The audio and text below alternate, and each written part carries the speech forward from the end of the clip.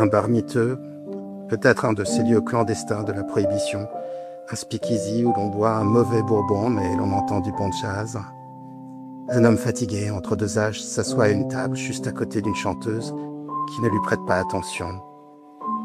D'abord fasciné par elle, il s'arrache de manière lasse à sa contemplation et s'adresse au public comme un compagnon de beuverie.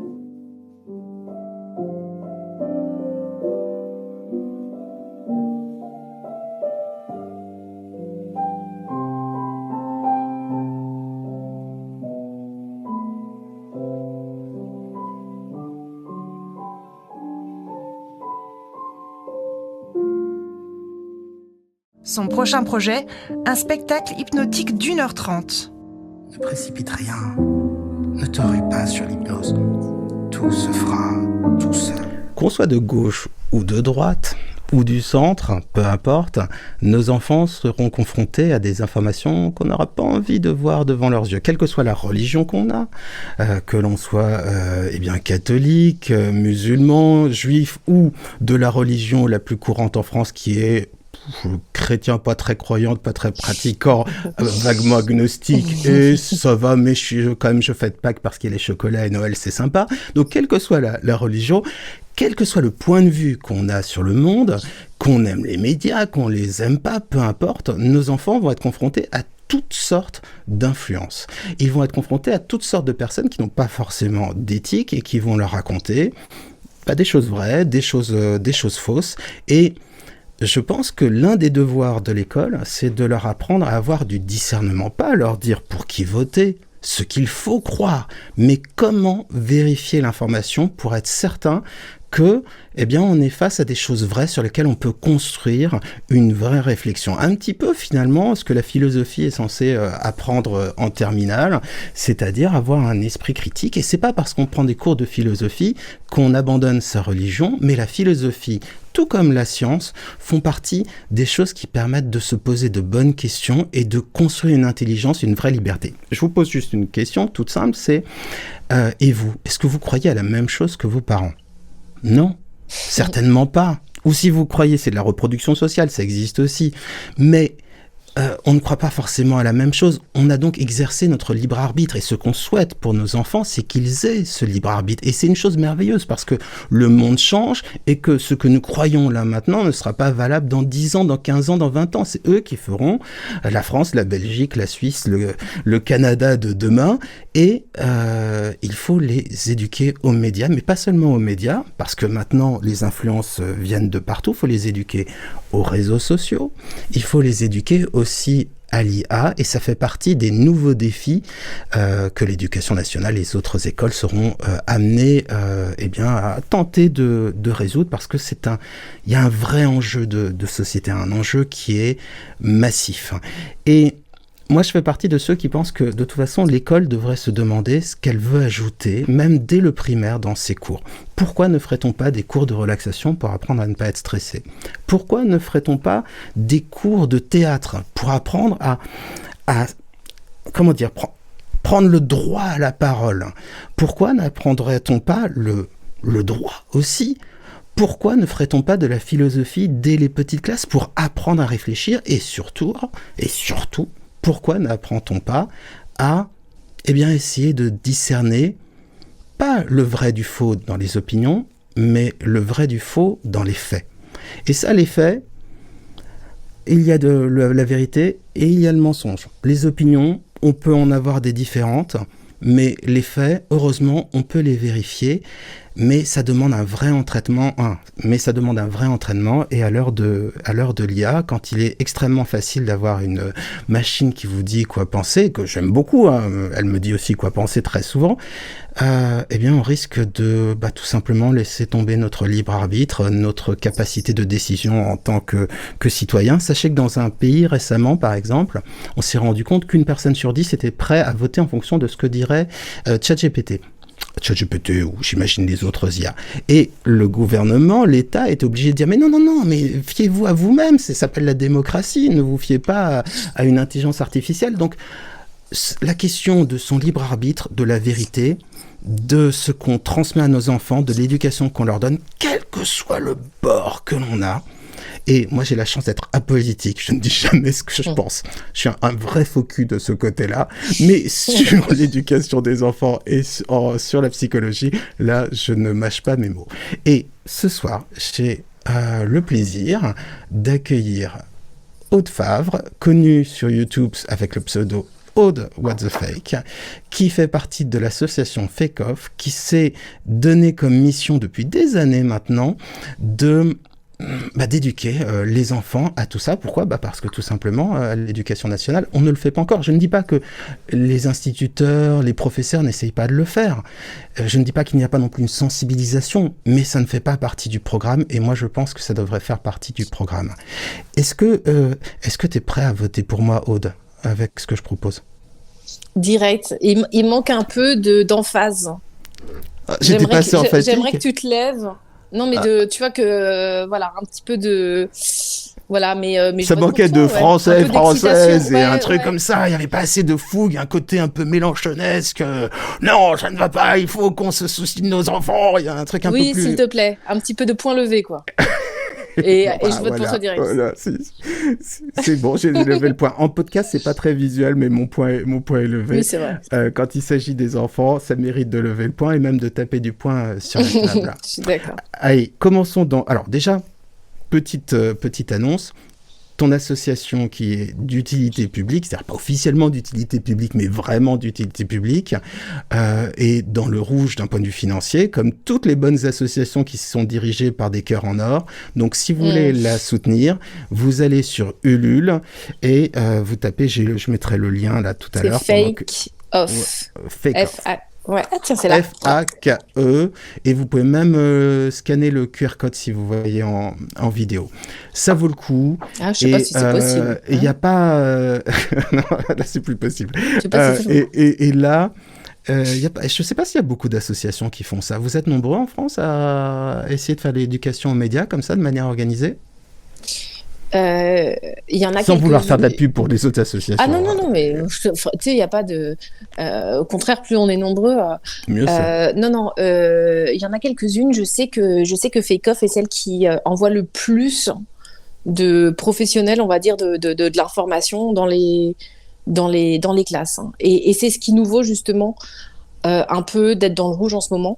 Parce que, en fait, on croule littéralement sous les demandes avec l'intelligence artificielle, comme tu l'as dit, avec tous ces phénomènes aussi, oui, ça peut être de cyberharcèlement, ça peut être des choses, en fait, tout ce qui est réseaux sociaux. Et il y a les parents aussi, parentalité, les conférences parentalité, on a de plus en plus de demandes, on a des clubs de tricot, on a des clubs de foot qui font appel à nous, etc. Et en fait, on n'arrive plus. On n'a pas assez de moyens, il faut savoir que et donc on doit dire non. Et moi, ça, tu me connais un peu, Binge. Ouais. Franchement, ça te fend le cœur. Bah voilà, je me dis, mais en fait, j'ai envie du coup d'y aller bénévole, comme je fais beaucoup, parce que de toute façon, en tant que présidente de l'asso, je suis bénévole à fond sur des milliards de trucs, mais à un moment donné, tu peux pas te tenir comme ça. Je te suis, mais alors en vrai, j'ai pas compris l'association de tricot. Il y a des gens qui promeuvent de fausses informations sur le point de croix ou oui, quel est leur jeu ? Non, en fait, des discours, on va dire. C'est une maille à l'endroit, une maille à l'envers pour les puristes. Non. Non, mais par exemple, dans les clubs alors je me rappelle plus ce club de tricot, mais en l'occurrence, ils étaient désireux de comprendre comment fonctionnent les réseaux sociaux, quel discours tenir par rapport à l'IA pour les enfants, les petits enfants, etc. En fait, s'informer, absorber de la connaissance sur ces outils, sur des bonnes pratiques, c'est exactement ce qu'on fait à Fake Off, c'est-à-dire en fait donner des petites méthodes, des petits outils. Effectivement, on vient pas du tout dire ce qu'on pense, ce qu'il faut penser. De toute façon, c'est pas du tout on vient essayer d'émanciper au maximum les jeunes pour que ils ne glissent pas, en fait, parce que tout ça, il y a des techniques qui sont tellement rodées sur les réseaux sociaux pour te faire glisser dans des camps ou dans un autre, ou avec des radicalisations qui peuvent être hyper fortes, des dérives sectaires dans certains cas, des choses qui sont hyper problématiques, qui peuvent des fois briser des familles, des couples. Moi, j'ai déjà échangé avec beaucoup de gens comme ça. Effectivement, du coup, nous, on vient simplement essayer de poser un petit déblayer en fait. Je dirais déblayer un petit peu, éclaircir. On a un peu des éclaireurs, je pense, sur en fait, comment est-ce que tu repères ce genre de tentatives de manipulation, ouais, d'où qu'elles viennent. Parce qu'elles peuvent venir de beaucoup de sources différentes. Hein. Un truc, par exemple, qui était intéressant, c'est sur X récemment, j'ai écouté l'information sur un excellent podcast qui s'appelle Tech Café, petit clin d'œil à Guillaume, et co-branding à mort. Donc, X, qu'on ne peut pas... vous savez que ça appartient à Elon Musk, donc on peut pas l'accuser de d'être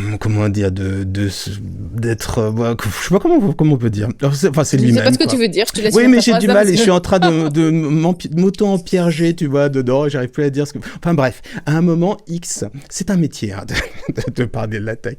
À un moment X a montré l'origine géographique de ses comptes et on s'est rendu compte que une grande partie des comptes MAGA, donc qui soutiennent Donald Trump, en fait, étaient à Bombay, en Russie, en Chine, etc.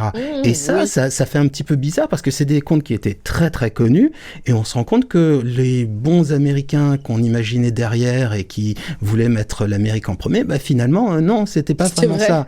C'est-à-dire qu'il y avait un dicton à l'époque où on disait je sais pas si tu es sur le chat, tu sais même pas si tu parles à un chien. C'est exactement ça. On peut pas savoir.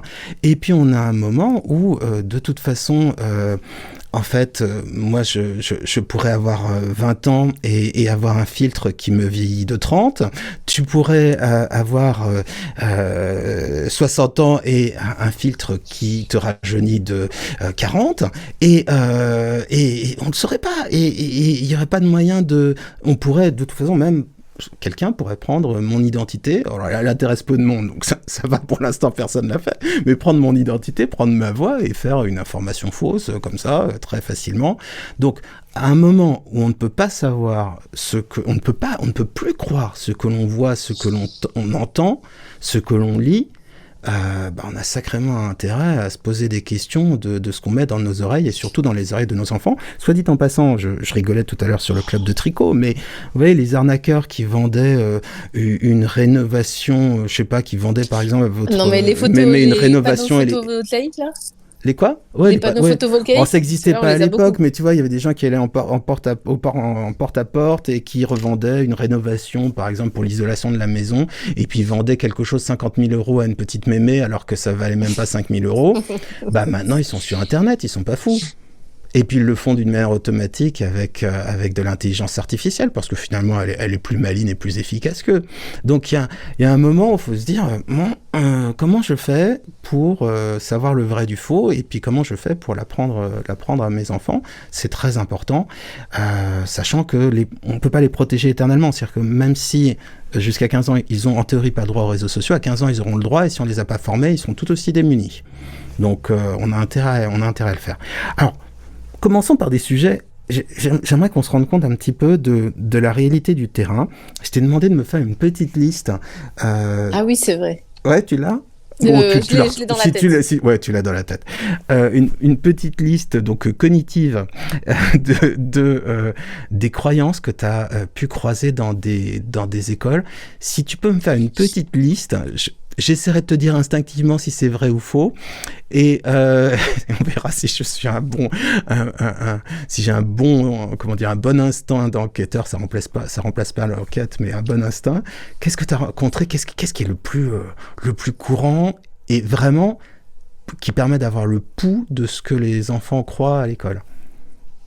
Alors c'est vrai qu'à Fake Off, en fait, très rapidement, on leur dit, nous on est là pour aider en fait. Donc t'es perdu. Alors là, le constat tout le monde est perdu. Ok. Alors qu'est-ce que vous avez comme rumeur, comme chose que vous voulez vérifier? Alors au début ils sont un petit peu timides. Ouais. Ils se regardent les uns les autres. Et puis après il suffit qu'il y en ait un qui se lance. Et là ils veulent pas passer pour un con. C'est ça. Alors du coup on dit, même si vous savez que c'est faux, même si je sais pas quoi, enfin allez-y, dites-nous juste les choses que vous avez vues. Alors, vraiment, alors dernièrement, j'ai eu, il Je te paraît, préviens que si tu révèles que la petite souris et le Père Noël n'existent pas, je te ferai la gueule, hein, Aude. Donc ça, c'est des sujets qui ne sont pas autorisés sur la chaîne. Vas-y, je t'en prie. non, alors, je donne comme ça, il y a des dealers, il paraît que ça, je sais pas pourquoi, à un moment donné, il y a eu une trend, quand tu balances un dealer, ça rapporte énormément d'argent. Donc, ils cherchaient à voir quels étaient les dealers qui pouvaient balancer. Je sais pas, je l'ai eu dans plusieurs lycées, pas très loin de chez moi en Mais c'est Ile-de-France. intéressant parce Il y que, a- tu vois, moi, par exemple, moi, je l'ai jamais croisé sur les réseaux sociaux, sur les formats verticaux en vidéo, j'ai jamais croisé ça. Euh, Ah alors, oui, non, ça mais... rapporte combien? Bah, 15 000. Donc là, ils 15 voulaient 000? vérifier, est-ce que c'est vrai qu'on peut toucher 15 000 en dénonçant un dealer?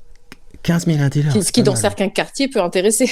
Ouais, non, mais carrément, mais il va falloir... Ce genre, tu vois, donc là, exemple.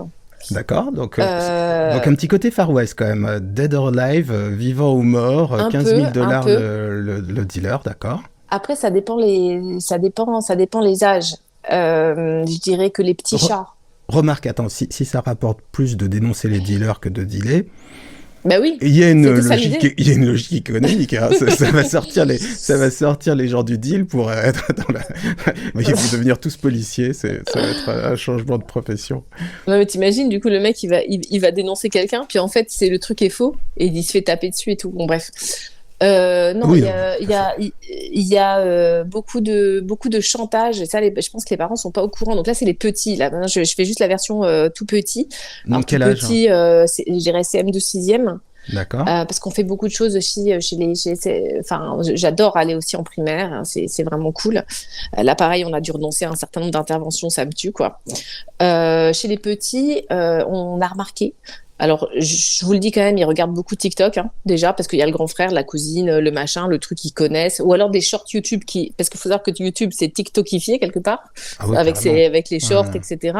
Donc, en fait, ils consomment à fond ce genre de choses. Et donc, il y a beaucoup de chantage qui font peur. Donc, exemple, si tu ne, donc, ils vont te raconter une horreur sur, mais faut pas rire. Tu me promets de pas rigoler parce que, Non, mais mais le truc... si tu marches pas bien sur les bandes tu sais, quand tu traverses des passages piétons, Mhm. si tu fais pas vraiment que sur le blanc. Tu sais comment on Ouais. fait quand on est petit, des fois, t'essayes de, Ouais, tu sais, bah quand tu c'est le premier toc, hein, Oui. qu'on développe quand on est enfant, on fait Ouais. tout ça, ou sur le trottoir, tu sais, sur le Et ben, côté du trottoir, ouais. eh ben, il va t'arriver malheur et la dame blanche va venir te kidnapper cette nuit. Il faut que tu parles, et surtout, il faut que, pour te prémunir de ça, il faut que tu partages, que tu likes, que tu commentes. Si tu ne fais pas ces trois choses-là, il va t'arriver malheur, fais-le vite, ça se passe maintenant. Et ça, Que- j'ai découvert tout que un tu délire de partages- TikTokers Que tu partages qui te font hyper peur. Ouais, Alors, sur des trucs, évidemment, nous, on est... par exemple, Talking Angela, c'est un petit jeu vidéo. Il y en a beaucoup qui jouent à Talking Angela, c'est un petit chat, etc. Bah, d'accord. Talking Angela, en fait, c'est un pédophile derrière qui va te repérer et venir te voir cette nuit si tu ne partages pas vite cette vidéo, si tu ne la commentes pas, si tu ne la likes pas. Beaucoup de gamins que j'ai rencontrés se sont abonnés par peur. Parce qu'on leur a dit, si tu ne t'abonnes pas, il va se passer, enfin, ça va être chaud pour Ouais. toi. Moi, je pense au début Ah, moi- d'Internet, quand on recevait des mails qui disaient une personne n'a pas renvoyé ce mail à 10 amis, elle est morte, elle s'est fait écraser, une autre a perdu tout son argent, transfère ce mail à 10 personnes, ça marchait, ça. hein. Donc, en fait, que ce soit les enfants ou les adultes, dès qu'on met quelqu'un dans une situation de peur extrêmement grande, ça... Il est très manipulable. Il n'y a rien qui devient, mais manipule tout le monde plus. devient manipulable parce qu'on se dit, Mais oui. au pire, je m'abonne, on sait jamais, ça m'a fait peur. Exactement. Voilà, et c'est profondément... D'ailleurs, petite remarque, Alors, c'est marrant ouais. parce que... Pardon, désolé, je fais partie des gens qui parlent plus que leurs invités, hein. Non, c'est très bien. Go, go. Il y a des choses qui sont intéressantes dans cette information, parce qu'on ne peut pas parler d'information, dans ce chantage émotionnel vicieux, c'est que la Dame Blanche, bah, c'est une vraie tradition, c'est-à-dire que alors, c'est plus présent dans les traditions celtiques, par exemple, en Angleterre, en Irlande, mais on a aussi des traditions de Dame Blanche, donc en général, c'est des entités surnaturelles qui annoncent ta mort, donc c'est carrément un peu flippant, mais c'est un truc... Tu vois, on retrouve des versions des Dames Blanches un peu partout. Donc on est déjà en termes d'inconscient collectif, on est dans un truc c'est étonnant parce que l'expression de Dame Blanche, c'est pas hyper français, mais on est dans une évocation de fantômes qui est assez partagée. Et puis le fait de devoir marcher par exemple sur les passages piétons, sur les bandes blanches, c'est vraiment quelque chose que presque tous les enfants ont fait et qui est profondément de l'ordre du toc. C'est l'une des premières fois où on s'essaie à la pensée magique parce qu'on se dit, alors, si je reste sur la bande blanche, tout va bien se passer. Si je franchis la bande blanche, je vais tomber dans de la lave. Alors ça peut être aussi un jeu vidéo. Je tombe dans la lave où il va se passer quelque chose de mal pour moi, où je vais avoir une mauvaise note. Et en fait, la première expérience des TOC qu'on a, des troubles obsessionnels compulsifs, c'est souvent des choses comme ça. Et donc, il y a un mélange entre la menace, le toc, et puis une sorte dis donc, qui sont cultivés, hein, ils citent les Dames Blanches quand même, qui doit faire un ensemble bizarrement efficace. Hein. Ouais. Non, après, t'as beaucoup alors, dans des choses un peu plus graves, t'as beaucoup d'enfants qui cherchent à se renseigner sur des religions. Ouais. Qui, sur TikTok, très vite, tu verses dans des radicalités. Donc, tu vas vouloir te renseigner sur, je sais pas, l'islam. Et assez rapidement, on te propose des versions hyper hardcore de l'islam et comment ça va être hyper important pour toi de suivre ça. Parce que pareil, il peut t'arriver malheur, machin, enfin. Donc, ça, c'est des choses qui sont hyper présentes, surtout sur TikTok. C'est ça l'intérêt d'être agnostique. Quand tu es sûr de rien, c'est difficile de convaincre les autres. Non, mais en fait, quand je dis ça, c'est surtout la dimension de violence. Je pense qu'en fait, une des choses qu'on essaie d'expliquer, c'est qu'au bout de tout ça, il y a de la violence, très souvent. Et donc, pour donner un exemple, ou de la haine. C'est des enfants qui souffrent déjà au premier niveau, hein, quand ils sont confrontés à ça.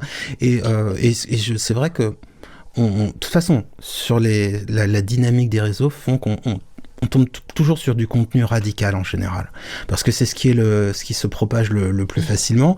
Et quelle que soit la religion, tu vois, t'as des gens qui sont modérés évidemment dans chaque religion, mais bien souvent, si tu cherches, par exemple dans la religion catholique, tu vas pas trouver les prêtres les plus peace and love façon Jésus. Tu vas trouver des gens un peu plus durs, un peu plus traditionnels, et tu vas trouver la même chose chez les juifs. Tu vas trouver même la même chose un peu dans toutes les religions, quoi. Hein. Et pourquoi, à ton avis? Pourquoi on trouve que les discours les plus radicaux sur tout type de sujet? Parce que je pense que les gens qui ont de bons sentiments sont pas ceux qui ouvrent le plus leur gueule. Alors c'est vrai, il y a déjà ça, et c'est vrai que j'invite du coup tous ceux je pense que les gens modérés doivent essayer de s'exprimer de manière immodérée. Je suis bien d'accord, faut être radicalement centriste. Radicalement, je trouve. Non, mais je suis d'accord. Cet effet-là. Et puis surtout les réseaux sociaux, parce que c'est ce qu'on explique aussi. Évidemment, ils sont configurés. En fait, c'est des gens qui se font de l'argent. Souvent, on dit, tu sais, ça a l'air fun, etc. Mais en fait, c'est pas YouTube. Alors, je prends YouTube, mais ça peut être n'importe quelle plateforme sociale. YouTube, c'est pas ton ami. C'est quelqu'un qui se fait énormément d'argent sur ton dos. Comment il se fait de l'argent parce que c'est vrai, t'as l'impression que c'est gratuit. Tu vois, et donc on les fait beaucoup réfléchir à la mécanique en fait économique. C'est super intéressant. Bah oui, mais en fait la mécanique, mais ils sont assez futés. Hein. En fait, il faut juste les aiguiller un peu. Nous, on est juste là pour poser des petites questions, puis je sais pas si t'as vu, il y a un youtubeur en ce moment qui essaie de vendre son spectacle à chacune de ses vidéos et de ses interventions. C'est une horreur. J'ai vu. Je serai là le 5. Le 5 mai, ce sera avec plaisir. Mais non, mais attends, parce que je finis juste la logique. Oui, pardon. Et donc en fait, le but de toutes ces plateformes, c'est tout simplement de vous garder scotché complètement, parce que l'idée est de vous faire avaler le maximum de publicité, tout simplement. Et donc à chaque pub, par exemple sur YouTube, c'est une catastrophe quand on regarde une vidéo. Alors je sais pas les tiennes, mais si tu dois avoir des pubs. Alors, Tu dois. j'ai la Tu... chance d'avoir YouTube Premium, donc je suis Ah. immunisé contre ça. Mais à une époque, ma femme ne l'avait pas, et donc je voyais de temps en temps les pubs qui passaient devant mes vidéos. J'avais honte. Hmm. J'avais demandé pourtant Ouais. que certaines pubs soient Ça censurées. marche pas. J'avais Non. demandé aussi. Ouais. Non, non, non, il y avait des vendeurs de réussite Ouais, ou ouais. des vendeurs de panacées, de produits magiques pour ceci et cela, et j'étais, j'y peux rien, mais j'étais assez dégoûté. Et encore, YouTube, c'est, à mon avis, l'un des plus vertueux sur le sujet, mais non, non, c'est absolument Non, terrible. Hein. mais enfin voilà, c'est juste, il faut quand même comprendre que c'est des machines à, comment dire, enfin, c'est des puissances économiques complètement délirantes qui en fait se font de l'argent sur ton temps. Déjà, parce que je vois beaucoup d'ados qui souffrent aussi quelque part, sans trop le dire, mais en le disant quand même un peu, on est à 4 heures, 5 heures par jour Mhm. de TikTok, enfin, c'est un truc, je sais pas qui dans le live est déjà allé sur TikTok ou est un régulier de TikTok. Moi, TikTok, très sincèrement, je tiens pas. J'ai l'impression qu'en direct, ça m'abîme. J'ai l'impression de parler comme une vieille, tu sais, comme les. Non, mais, Non, mais parce que pareil, donc dans le genre de prévention qu'on fait sur les réseaux, et ben il y a quand même un donc sacré tu effet donnes des TikTok. cours sur les TikTok réseaux et tu vas réduit- même pas sur TikTok. TikTok réduit ton temps. Mais si, j'y suis. Mais j'y Si. suis en loose day là, tu sais, je sais même plus comment s'appelle mon compte, parce que je faisais des petites enquêtes à un moment donné, je voulais être petite souris que les gens me La repèrent vieille pas. réac du 75, c'est ton pseudo, c'est ça? Ouais, voilà, exactement. Et non, mais c'est ça. Souvent, on fait un peu de prévention. C'est un peu dur de venir en disant ne regarde pas TikTok. Hein, bon, mais on dit tout simplement, sache que c'est documenté, que du TikTok, a fortiori plusieurs heures par jour, a fortiori pendant X années ou je sais pas.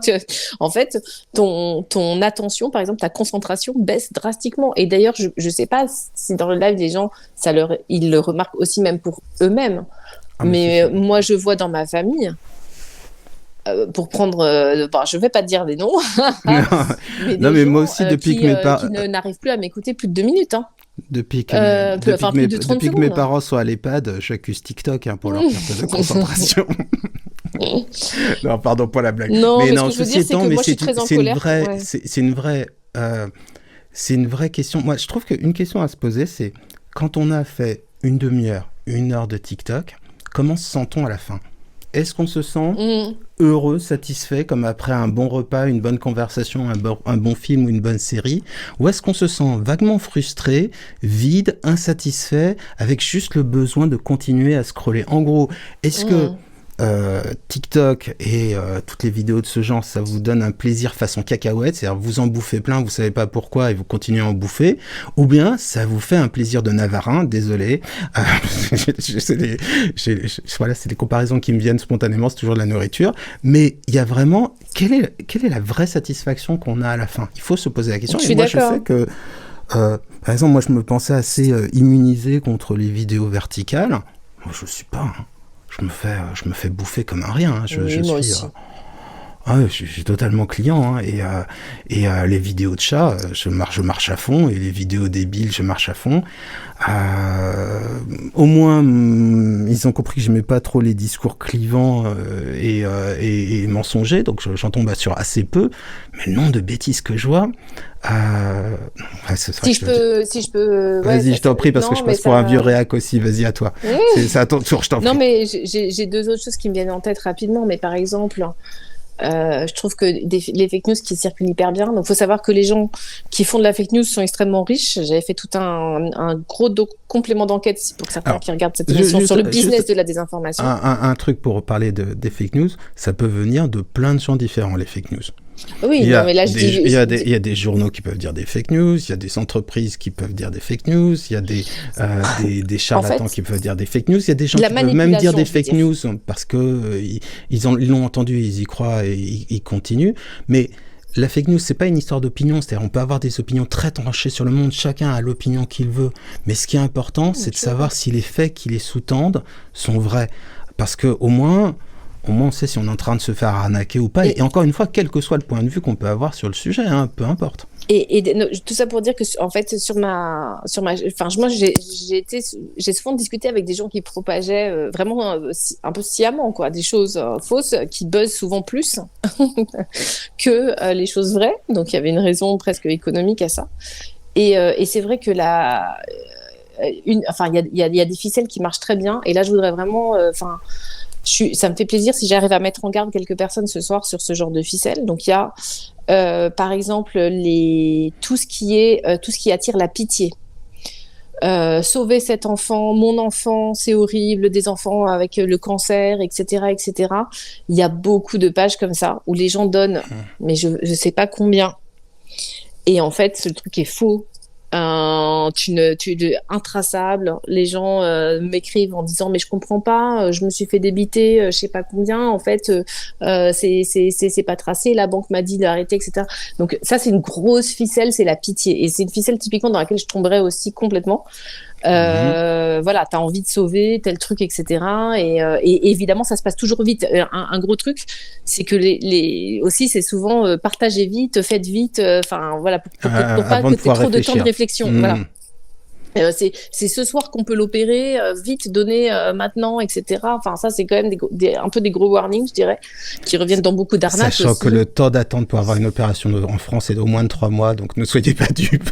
Vu le niveau de notre système de santé, faut pas croire ça. Et en plus, maintenant, c'est généré par IA. Donc, quel que soit le sujet, on peut faire des centaines de vidéos d'enfants en train de souffrir, de petits chats ou de chiens en train de souffrir et qui ont besoin d'aide. On peut raconter, en fait, c'est toujours les mêmes recettes, simplement elles sont démultipliées par la technologie. Parce que ce que tu me décris, par exemple, ma belle-mère, elle s'était fait avoir devant un supermarché et quelqu'un qui lui avait dit « Ah, venez, il faut soutenir tel pays, c'est super important ». Elle avait tellement été pris de court qu'elle avait donné 20 €. Oui, bah oui. Et elle s'était même pas rendu compte qu'elle se faisait avoir. Et après, ils sont partis. Et maintenant, ça se fait d'une manière industrielle sur Internet. Guillaume Vendée de Tech Café pose une question très intéressante pour revenir un peu aux enfants. Il dit ce serait intéressant de savoir si, d'après Aude, les ados ont plus ou moins autant une capacité à douter et croire. J'ai tendance à penser qu'ils ne sont pas plus naïfs que les adultes de tout âge. Est-ce qu'en fait ils sont plus smart entre guillemets que les adultes, c'est ça? Ou moins. Est-ce qu'il y a une différence? On te demande de juger le niveau d'intelligence des enfants par rapport aux adultes. Non, en fait, c'est un peu. Est-ce qu'ils sont plus crédules? En fait, de par ma culture, j'ai toujours du mal, de toute façon, d'une manière générale, à faire des grandes généralités. Donc, je vais avoir du mal à dire les enfants sont comme ci, les parents sont comme ça, etc. Je peux juste parler de ma petite observation qui vaut ce qu'elle vaut. Bon, ça fait quand même 10 ans que je vais dans les classes à peu près toutes les semaines ou presque. Donc, voilà, mais tu fais des formations auprès des adultes. Donc, malgré aussi, tout, tu peux comparer le niveau de connaissance, de vigilance, tu vois, un peu les défenses, les mécanismes de défense. Moi, par exemple, j'ai toujours des règles que je me donne, c'est jamais, si quelqu'un me demande de me presser, ne jamais me presser. Oui. Ne jamais donner d'argent, si ce n'est après avoir vérifié que c'était un truc vraiment de qualité, et quasiment ne jamais partager du contenu, parce que, déjà pour 2 raisons, c'est que moi, c'est important pour moi de pas donner, je suis pas là pour donner mon avis sur la politique, mais aussi parce que j'aimerais pas propager un truc qui est faux, ça m'embêterait, quoi. Et je me sens une responsabilité parce que si je le propage, ça va aller un petit peu plus vite, quoi, à cause de ma communauté. Donc, voilà, moi, c'est des repères comme ça que j'ai qui me protègent un petit peu de cette influence, mais et moi c'est la question est intéressante. Je peux quand même répondre, hein. Je peux quand même dire, c'est-à-dire que en fait, je pense que ils tombent pas dans les mêmes choses, mais tout le monde tombe, hein. Globalement, je dirais que en tout cas les jeunes, ils connaissent le phénomène des fake news. Ils savent d'une manière générale qu'il faut pas se fier à une image, même si ils vont liker n'importe quel truc, etc. Mais ce que je veux dire, c'est qu'en tout cas, ils ont dans leur cerveau ce truc, ils savent qu'ils sont dans un monde où globalement, tout le monde peut te bidonner, quoi. Bon, voilà, au moins ils savent ça. D'accord.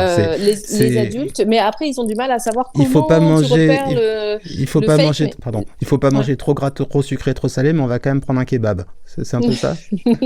Non mais et les adultes, Ouais, Bah, eux, ils connaissent quand même 1000 fois moins la technologie, d'accord. même si maintenant, bon, mais quand même.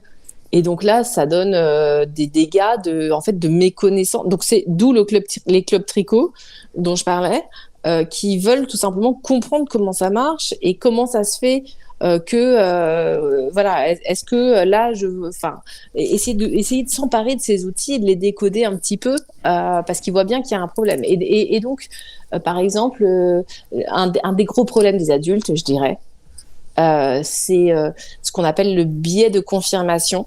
Alors qu'on a tous, et que moi la première j'ai, hein, le biais de confirmation, c'est en fait quand tu as une croyance au sens large, hein, faite sur quelque chose. Donc les hypnotiseurs sont tous des gens mais incroyables, franchement, C'est bête, c'est dingue. moi je suis Et hypnothérapeute, Aude, je suis désolé. oui, pardon. Mais tu m'interviews à quelle heure aussi? Tu sais, 22h. Je t'avais dit que. En plus, il y a le Et timbre donc, de ma voix. Donc les peut-être que hypnothérapeutes, pardon. Bref, on s'est compris, ils sont tous des gens en or. Où moi j'adore Benjamin. Et ben si demain on vient me voir, donc ça c'est ma croyance. Si demain on vient me voir en me disant, en me montrant des preuves que t'es un criminel, je vais pas, même si tout ça est très solide, je vais pas le croire parce qu'en fait mon cerveau protège ma croyance. Et donc, et c'est par exemple, Bah, tu vois, les cas typiques, c'est le biais de confirmation.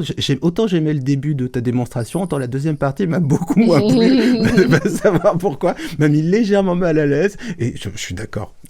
Moi, j'étais très fan de Michael Jackson. Bon, j'ai pas envie de savoir. Et apparemment, il y a des trucs quand même pas trop nets. Bon, en fait, non, mais c'est vrai je reste poreuse. C'est super difficile. Voilà. C'est vrai que c'est super. L'exemple que tu donnes sur Michael Jackson, c'est un très très bon exemple. Je parce suis que, très fan de Michael Jackson, moi. Mais t'as le droit d'écouter la musique encore, il n'y a pas de souci. Je t'en remercie, je le fais. je le fais. Non, mais. Et je me dis, ne pense pas à Michael Jackson, concentre-toi sur la musique, concentre-toi sur la musique. Gérard Depardieu, moi je suis complètement fan de Cyrano. Bon, bref, on dévie, mais. Parce que ça, c'était son dernier bon film, oui, non, donc c'est une autre raison. Non, mais c'est encore autre chose. Mais ce que je veux dire, ce que je voulais dire, c'est que du coup, les adultes, les seniors, quand on dit, ou les gens, eh ben, ils ont beaucoup de croyances. De toute façon, les femmes sont comme si, je dis n'importe quoi. Les flics, ils sont comme ça, les trucs, etc. Quand t'es jeune, t'en as un peu, mais t'es quand même en construction, etc. T'es un peu plus. Et donc, du coup, ils ont tendance à tomber beaucoup plus facilement dans les pièges des manipulateurs. Encore une fois, que je connais bien, parce que j'ai discuté beaucoup avec beaucoup d'entre eux, et qui, du coup, en fait, cherchent quelles sont les croyances dans lesquelles les gens vont pouvoir tomber, en fait. Quelles croyances il y a dans la société? Qu'est-ce qui irrigue la société comme. Qu'est-ce que les gens ont envie d'entendre, en fait? Mais tu vois, c'est pour ça que l'extrême droite, elle marche beaucoup. Si tu fais et l'extrême gauche aussi. Et bien sûr, non, mais je parle des préjugés racistes, en fait, qui sont quand même assez nombreux dans les classes aussi, parfois. Tous les propos clivants, quoi. Hein, dès que c'est clivant. Oui, d'une manière générale. C'est-à-dire que tu vois Bayrou, il est peut-être moins forwardé, il est peut-être moins viral sur les réseaux sociaux que d'autres partis politiques. Ah oui, je vois ce que tu veux dire. Non, mais voilà, donc ce que je veux dire, c'est qu'en fait, c'est différents pièges, je dirais, qu'ils ont. Mais il y a une illusion que les parents ont. Et du coup, on est là justement pour ça à Fake Off. Et je remercie vraiment du fond du cœur tous ceux qui nous aideront ce soir pour continuer notre mission. Parce qu'il s'agit quand même de sauver l'assaut, mais il y a quelque chose dont les adultes souvent ne comprennent pas. C'est une vraie mission parce qu'il y a un vrai danger et il n'y a pas beaucoup de gens qui le font. Et encore une fois, c'est pas quelque chose de partisan. Ça transforme pas vos enfants en quelqu'un qui a une autre religion, un autre point de vue sur la vie. Ça lui permet juste de faire ses choix d'une manière plus intelligente et libre. Ce qu'on peut, exactement, c'est vraiment ça à ses enfants. Et ce que je voulais dire, c'est que les adultes souvent se disent oui, mais eux ils sont nés avec, comme si et donc ils s'en occupent des fois pas trop, etc. Ils partent du principe que parce que tu es sur les réseaux sociaux, tu les maîtrises, mais non, les jeunes ils maîtrisent le fait de faire une story, mais la mécanique des réseaux sociaux, les gens, le fait que par exemple tu peux à un moment donné avoir des mouvements de foule, presque de foule, où tu as l'impression que tout le monde est pour je sais pas, tel ou tel parti politique ou telle personne, etc. Et en fait, c'est une personne qui a bidonné, qui a mis au point une espèce enfin des bots, ça s'appelle des bots, pour créer des faux mouvements. Faut savoir que sur Internet, sur les réseaux sociaux, il y a par exemple des faux mouvements comme ça qui donnent l'impression qu'il y a plein de gens qui sont pour telle ou telle idée, tel ou tel truc. En fait, c'est bidon. Tout ça, en fait, la façon dont tu vérifies une info, le le simple fait de liker quelque chose ou juste de regarder jusqu'au bout une vidéo, ça la pousse sur les algorithmes. Tout ça, en fait, ils n'en ont aucune conscience et donc souvent, les adultes disent non, mais là, eux, ils connaissent. Encore une fois, c'est pas comme. Moi, je trouve qu'il y a un parallèle presque à faire avec presque le permis de conduire, tu vois. C'est-à-dire que c'est comme pour moi les réseaux sociaux là, les smartphones qu'on met avec les réseaux sociaux, etc. Et je juge pas les gens parce que voilà. Parce que qui n'a pas mis son enfant devant un écran quand il était épuisé. Ouais, non, mais moi-même, tu vois ce que je veux dire. Mais ce que je veux dire, c'est qu'en fait, tout le monde est dessus, mais personne n'a le permis. J'exagère un peu. Je schématise. Non, mais c'est pas faux. C'est pas faux. Mais je trouve que c'est comme si on donnait à tout le monde des bagnoles. Mais d'ailleurs, c'est ce qui s'est passé dans les années 40, je crois, où il y avait des accidents dans tous les sens parce que les gens n'avaient pas le permis. En fait, le permis est né parce que les gens, ça devenait n'importe quoi. Ouais, parce que les voitures étaient plus nombreuses, parce qu'elles allaient plus vite, parce qu'il n'y avait pas encore le système de puis il y avait les ceinture, signalisations, les machins. Et tu savais qu'en Belgique, d'ailleurs, pendant très longtemps, ils n'avaient pas eu de permis. Tu pouvais circuler en Belgique, même dans les années 80. Faudra que je vérifie, c'est peut-être une fake news que je suis en train de propager. Non, je suis sûr qu'à une époque, ils n'avaient pas besoin d'un permis de conduire. C'était le seul pays où il n'y avait pas de besoin de permis de conduire. C'est marrant, hein. Mais oui, non, mais t'as raison. Mais d'une certaine manière, si on avait vraiment le permis, on arrêterait d'aller sur les réseaux sociaux et on se mettrait tous à aller dans des bibliothèques à lire Le Monde ou Libération ou Le Figaro en fonction de nos points de vue politiques. Ouais, je sais pas, en tout cas... t'imagines, il y a quand même certains... Non, blague à part, si t'es vraiment exigeante avec ton contenu, que tu vas avoir du contenu dont tu es sûr vraiment de qualité, avec des gens qui sont plutôt bien intentionnés, qui vérifient les infos, etc., bah, je sais pas combien de pourcents de ce que tu vois sur Internet correspond à ces critères. Très peu. Non, mais après, moi, j'ai envie de... Alors, attends, là, qu'on soit bien d'accord, moi, j'aime bien regarder de la merde aussi, hein. Donc, en fait, le mec qui fait sa petite Corée...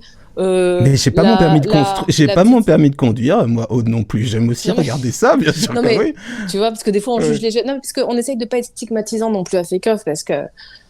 D'ailleurs, ils nous remercient souvent, parce qu'ils nous disent, franchement... On est content d'être en confiance avec vous, on vous raconte ce qu'on voit, mais on le ferait pas à nos parents. Enfin, on sait qu'on va nous dire qu'on n'a rien compris, que oh là là, les jeunes et les réseaux, etc. Alors que d'ailleurs, eux-mêmes, ils sont les adultes, on va dire, ils sont aussi à fond sur les réseaux. Et donc, il y a pas. C'est un conseil que je peux donner aussi aux gens qui nous écoutent ce soir, si vous avez, voilà, des jeunes, des ados, même plus petits, etc., qui sont un peu sur les réseaux, en tout cas certaines plateformes, YouTube, etc. Je trouve que c'est chouette de s'organiser un petit moment, mais rapide, hein, chaque semaine par exemple, ou quelque chose comme ça, où on va s'échanger. Tiens, t'as vu quoi toi cette semaine? T'as trouvé une chaîne intéressante? Ah ouais, ok. Bah regarde, moi c'est cette émission-là que j'aime bien.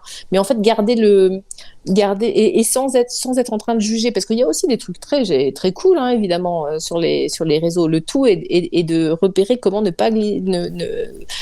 pas tomber sur des manipulateurs, on va dire. Sachant que en plus, il y a des applications auxquelles on ne pense pas et qui sont des sources de manipulation. Je pense par exemple à Roblox, qui est une application de jeu sur laquelle vont beaucoup les jeunes. Oui.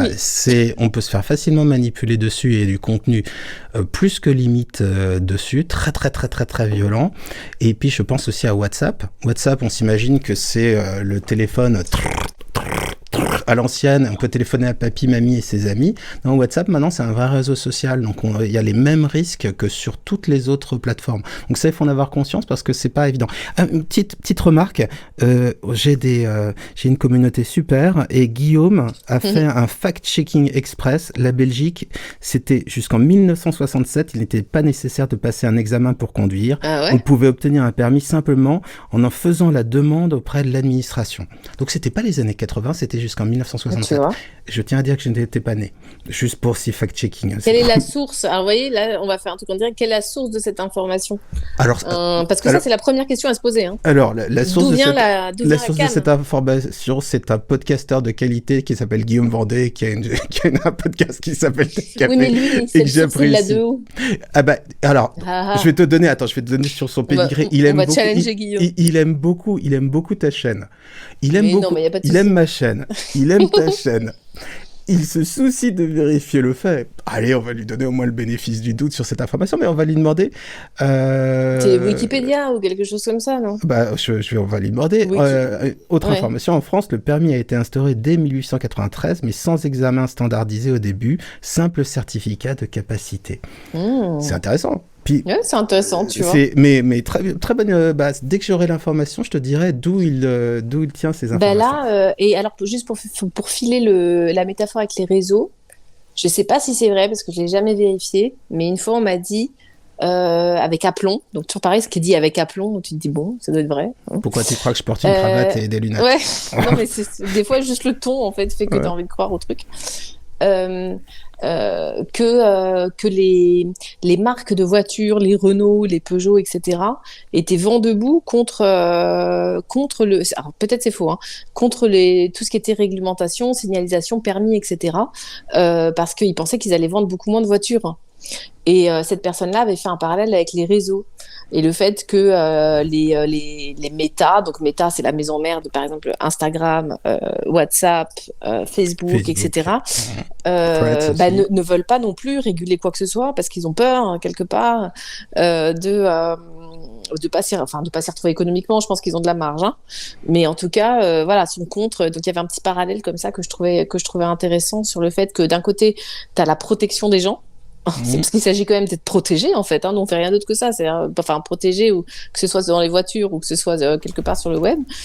Et puis de l'autre côté, tu as des forces économiques un peu en puissance qui voilà, qui ont les intérêts des fois un peu contraires.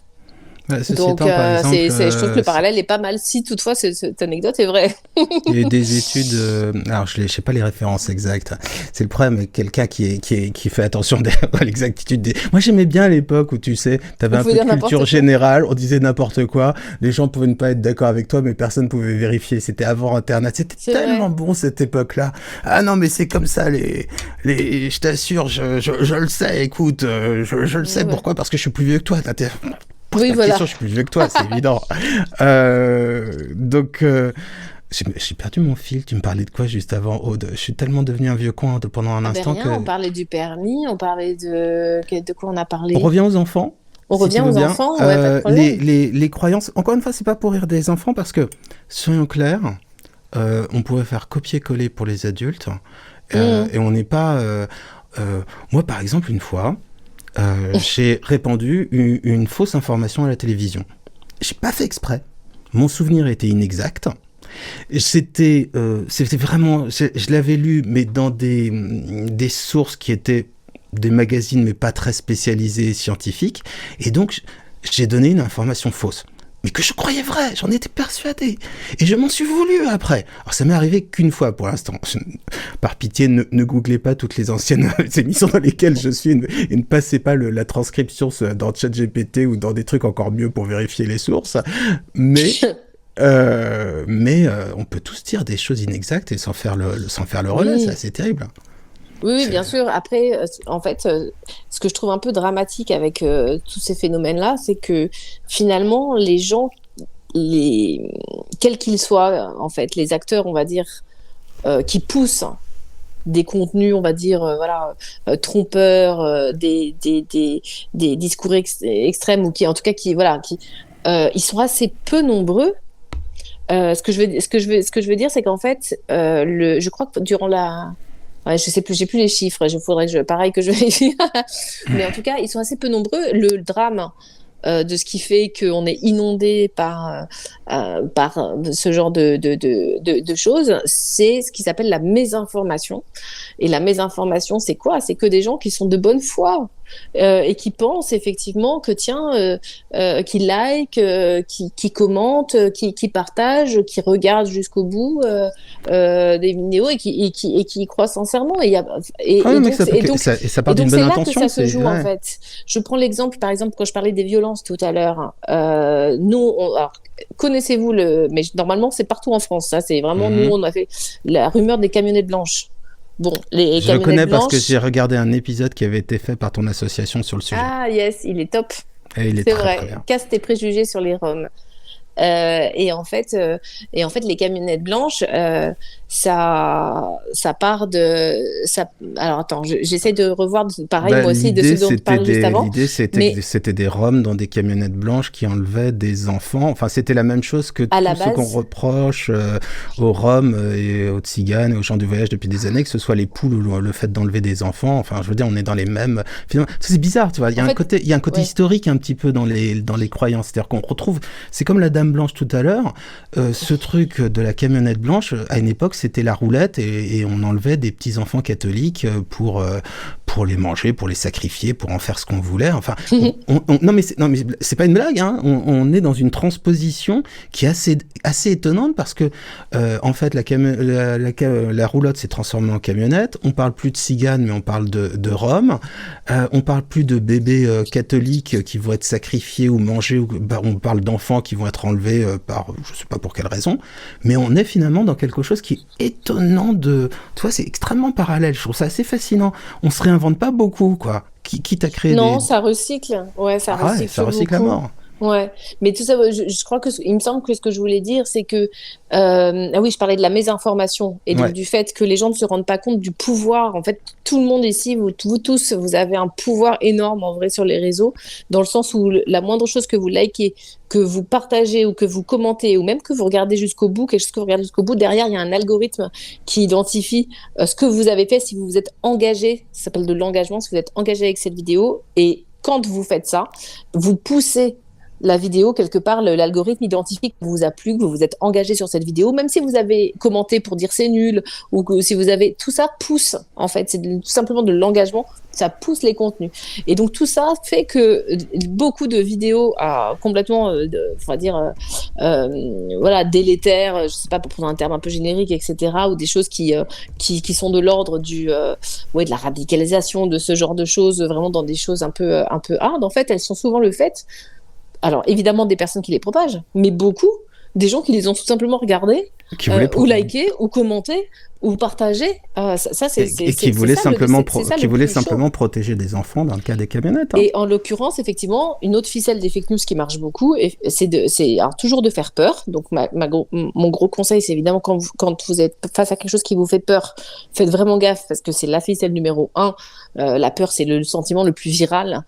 C'est ce qui fait qu'on a réussi à survivre sur des millénaires, etc. C'est parce que l'être humain, on n'a pas des bonnes griffes, on n'est pas... Voilà, donc si vous voyez une vidéo avec des choux de Bruxelles, on la partage pas. Hein. Tu dis ça. mais du coup, ce qui marche bien aussi, c'est de faire très peur et de dire aux gens alertez vite. Et donc toujours la précipitation, comme tu disais tout à l'heure. Et donc sur ces camionnettes blanches, plein de gens se sont retrouvés à dire écoutez, il y a des camionnettes blanches là qui kidnappent les enfants, t'imagines, on est tous là, bah oui. Alors c'est peut-être vrai, c'est peut-être faux, mais faites passer des camionnettes.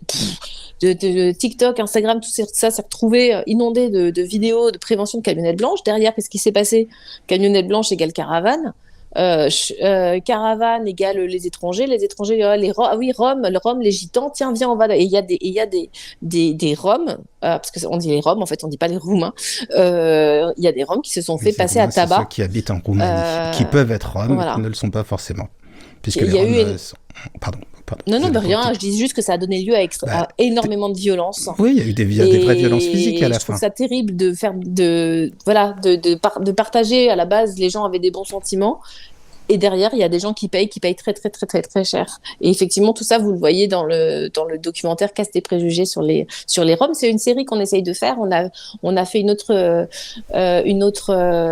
vidéo Casse tes préjugés sur le handicap aussi. Ça nous a paru important. avec des petits CM2. C'était assez chouette, ça aussi. Ce serait cool, par exemple, que les enfants arrêtent de se traiter d'autistes entre eux. Ça se ferait du bien, quoi. Ah ouais, nous on était sur Triso, beaucoup. Ah, Triso? Triso, D'accord. mongol, voilà. Donc, qu'est-ce que ça veut dire en fait quand tu dis ça? De quoi? Et puis à la fin, en fait, ce qui est génial avec Lucas et Préjugés, qui est une série qu'on cherche à développer aussi, justement, c'est l'objet de notre cagnotte qu'on lance sur Ulule à Fake Off, c'est que en fait, on essaye. Enfin, on s'arrange toujours pour que les enfants qui enquêtent, parce que nous on les met en position d'enquêteurs, à la Oui, fin. vous leur dites pas quoi penser, vous leur dites pas Non, quoi faire. Hein. non, on les laisse enquêter et on est là pour les guider, évidemment. S'ils se plantent Sur ou l'enquête. Ouais, exactement. Alors, qu'est-ce que t'en penses de telle ou telle voilà, affaire? Est-ce que c'est vrai, est-ce que c'est faux? On a une petite méthode dont je peux parler juste après, si tu veux. Ouais, avec plaisir. Et tout ce que je peux dire, c'est que sur les préjugés, à la fin, ils rencontrent du coup la communauté en question, la communauté, ou donc la communauté Rome, c'était hyper fort. Franchement, ça. C'est des rencontres, voilà. Qui ici va discuter, prendre un café avec des gens de cette communauté? Personne ne prend jamais le temps de. Enfin, ce que je veux dire, c'est que ça a donné lieu à des échanges hyper enrichissants. Et sur le handicap, c'était trop mignon parce que c'est une petite mairie qui a fait appel à nous parce que ils trouvaient que les enfants regardaient mal des personnes handicapées mentales, pas très loin, etc. Et se demandaient s'il n'y avait pas un truc à faire avec le conseil municipal jeunesse. Et à la fin, du coup, donc ils font leur petite enquête et tout, on les aide, on les aiguille. Et puis à la fin, en fait, ils rencontrent du coup les personnes du coup déficientes mentales autour d'un match de adapté, je crois que ça s'appelle. Et c'était hyper émouvant. À la fin, ça pleure et tout. Oh là là. Et voilà, moi, je crois beaucoup à ça, quoi. En fait, la rencontre, le fait de décloisonner les esprits, et c'est terrible, je trouve, à un âge où tu devrais t'ouvrir l'esprit, d'avoir, si on les utilise mal, en tout cas, et c'est le cas de beaucoup de jeunes, au contraire, de pouvoir glisser de pouvoir t'enfermer, en fait, l'esprit, parce que c'est ce que font aussi les réseaux sociaux. Ils t'enferment un peu dans des bulles, dans des schémas de pensée, etc., dont t'as du mal après à sortir. Aude, c'est qui le quatrième pouvoir? C'est la presse? Plus maintenant, hein. C'est les internautes. Vous êtes le cinquième maintenant. Tu crois pas? Ouais, peut-être. Pardon pour la provoque, mais Faut s'organiser, juste, c'est ça. qui finalement, en termes de pouvoir, a le plus d'impact sur la société maintenant? Est-ce que ce sont les médias traditionnels, les journalistes, qui ont tous des avis différents, hein. Donc vous ne demandez pas s'ils complotent, ils sont déjà pas d'accord entre eux, donc il n'y a pas Dans de toutes complot. les rédactions, les gens se tapent. Hein, Moi, j'ai eu la chance de faire des hypnoses au sein du Figaro, ce qui est très peu politique. Et j'ai rencontré au Figaro, quand même, des gens de gauche, des gens du centre, et toutes les religions, et simplement, ils écrivaient pour un journal de droite, donc ils suivaient la ligne éditoriale. Mais sinon, vraiment, après, ça sortait pas, on se disait pas, tiens, il s'est organisé, tout ça. Bon, bref. Tout ça pour dire que finalement, on est peut-être, nous, les internautes, devenus le quatrième pouvoir, et qu'on devrait peut-être se rendre compte du pouvoir que ça fait. C'est sans vouloir dévaloriser le travail des journalistes, au contraire, juste pour dire que peut-être que, en termes de hiérarchie des pouvoirs, la presse, les médias, en général, sont peut-être le cinquième et plus le quatrième. J'aimerais citer Saint-Exupéry parce que ça fait toujours bien. Celui qui diffère de moi, loin de me léser, m'enrichit. Je suis persuadé comme toi que plus on passe de temps à parler avec des gens différents, et plus on s'accorde, et plus on les rend humains, et plus on arrive à vivre avec eux, même sans être d'accord avec eux, et plus on les comprend, plus on s'en rapproche. Donc je pense que bien souvent, c'est parce qu'il n'y a pas eu de rencontre qu'il y a des conflits. Et puis tout à l'heure, tu me demandais pourquoi, et ça m'a fait travailler mon cerveau, pourquoi il y avait que ce qui était clivant qui était viral.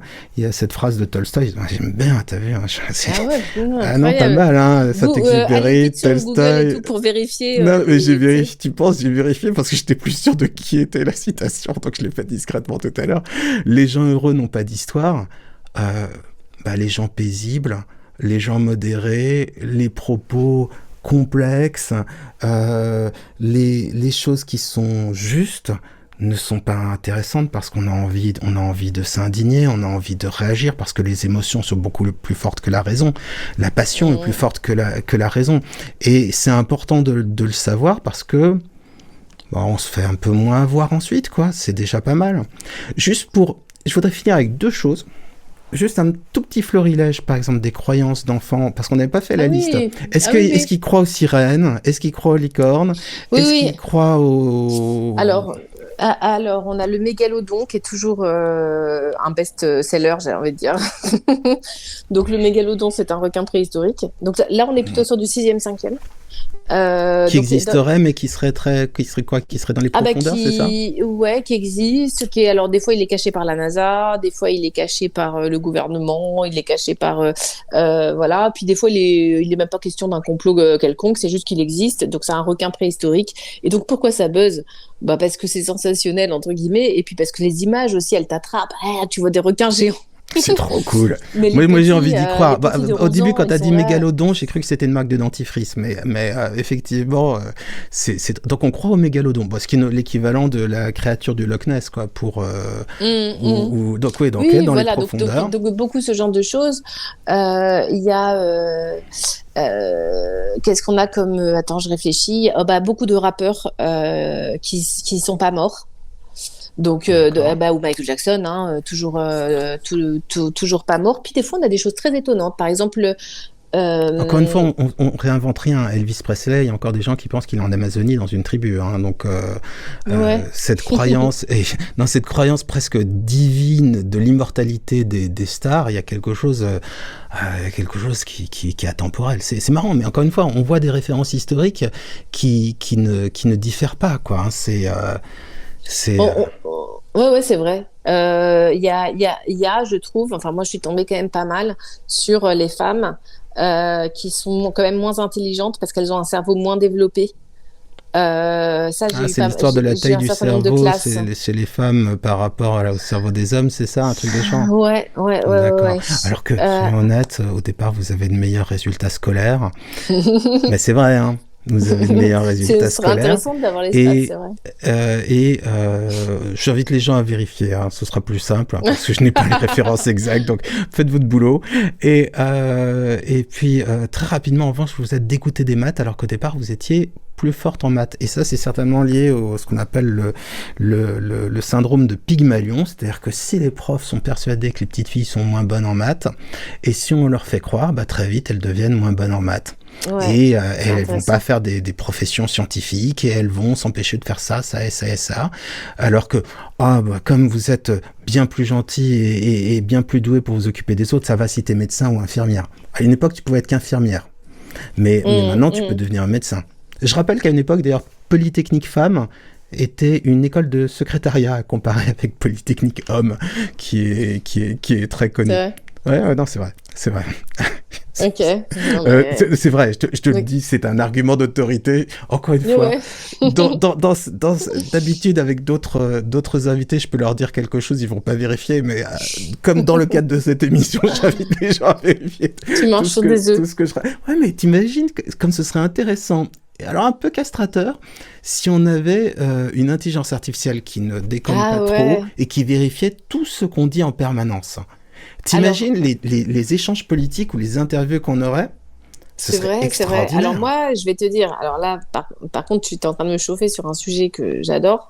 Donc, il y a une intelligence artificielle qui vérifie pour vous, exactement, qui s'appelle Vera. Et donc, si vous voulez regarder, vous allez sur Google, vous tapez Vera la réponse, ou ça s'appelle, le site s'appelle Ask Vera. Et il vous donne un numéro. Ce numéro, quand vous le rentrez, si vous êtes sur WhatsApp, vous verrez, il y a écrit Vera la réponse. Genre, c'est comme la Pity, quoi. Elle s'appelle Vera, la nana. Elle a toute la vérité. Moi, Vera, j'imaginais que c'était une femme de 75 ans, un peu une Miss Marple, tu vois, qui est très sage, qui te répondait « Allô, alors oui, effectivement, non, c'est une fausse information, mon enfant. » Et c'est un ami qui a créé ça, qui s'appelle Florian Gauthier. Alors, pas que lui tout seul, mais enfin, c'est lui et son équipe, etc. Et ça marche du feu de Dieu, notamment en Afrique, par exemple. Où ils avaient beaucoup d'élections, notamment là en Côte d'Ivoire dernièrement et dans plusieurs pays, etc. Et ils ont testé ça. Et pourquoi ça marche hyper bien? Parce qu'en fait, tu dois juste l'appeler. C'est un coup de fil. C'est pas un truc. Donc, t'appelles Vera.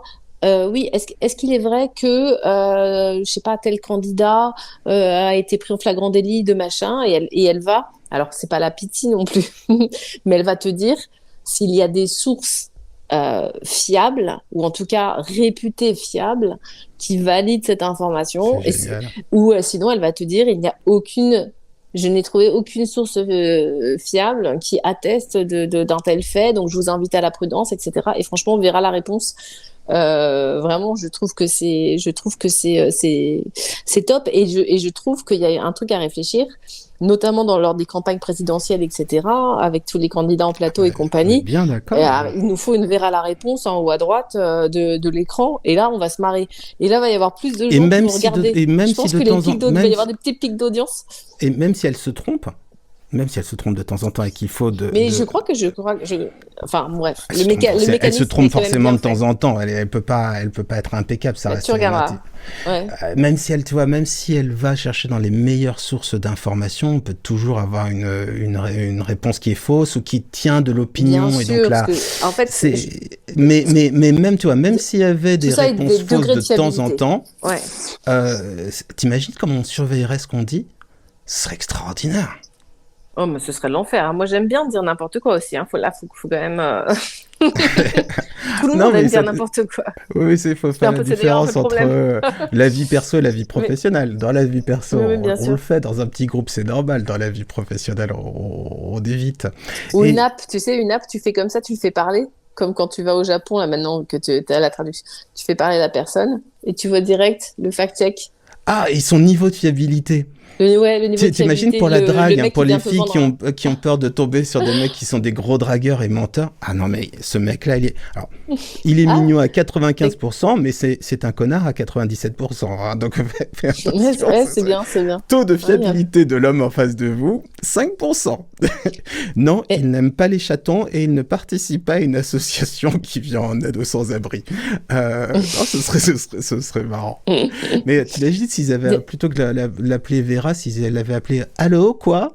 Ça aurait marché encore mieux. Ah, peut-être. Ouais, écoute, je te mettrai en contact avec Florian. Il faut réfléchir. Il peut venir dans une prochaine hypnose.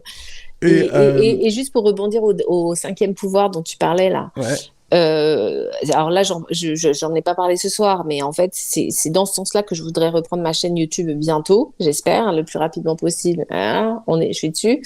En fait, moi, mon truc, c'est d'inclure au maximum les gens dans mes enquêtes. Ta chaîne YouTube, Aude WTF, Aude What the Fake. Exact, voilà. Aude What the Fake.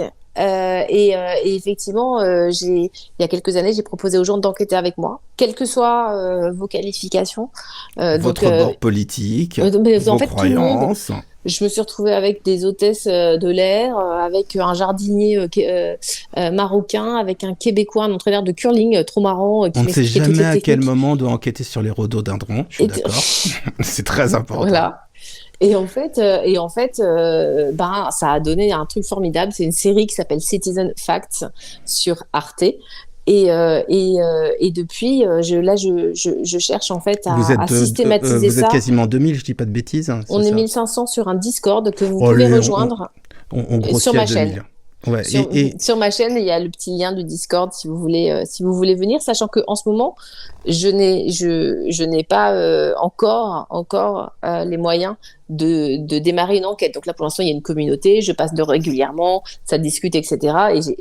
Ma seule hâte, c'est de pouvoir évidemment redémarrer très bientôt la chaîne. Si les internautes, donc finalement, si les citoyens sont devenus le quatrième pouvoir, est-ce que c'est pas notre devoir de collectivement vérifier l'information parce qu'elle devient tellement pléthorique que les réseaux classiques ne suffisent pas, et je parle même pas de ce que l'IA peut générer. Est-ce que ça devient pas finalement une responsabilité partagée de se dire je défends pas mon opinion, moi je vérifie simplement si ce qu'on me dit est vrai ou faux. Ensuite chacun a ses opinions, chacun a ses croyances, mais simplement je fais ma part en essayant de partager du contenu de qualité en essayant de vérifier. Puis si j'ai des compétences, moi j'ai vu ta série, il y avait t'avais des super informaticiens qui participent à ce que tu fais, t'as des gens mais ils ont des compétences de dingue qu'on trouvera dans aucun journal et qui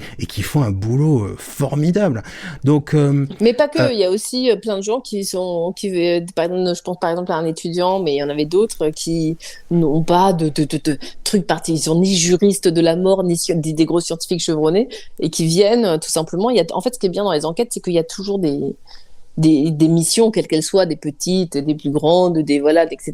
Mais je trouve qu'il y a en tout cas, moi, j'ai beaucoup de joie à faire mes enquêtes avec les gens, et je veux plus faire que ça en fait. J'arriverai plus à faire mon métier, je pense, autrement. Donc voilà, j'essaye de voir quelle est enfin, je sais quelle est l'étape au-dessus, c'est que j'essaye de construire une plateforme qui permette justement cette co-construction de l'information, etc. Parce que Discord, c'est top, mais j'ai vu aussi un certain nombre de limites. Notamment parce que ça reste quand même très geek, les gens qui vont sur Discord, les gens qui sont sur Discord, etc. Et j'ai beaucoup de gens voilà, je voudrais que ce soit quelque chose d'assez populaire, en fait, les enquêtes, etc. Et beaucoup de gens ne sont pas venus sur le Discord en me disant, écoute, je comprends pas, c'est compliqué, c'est un peu aride, etc.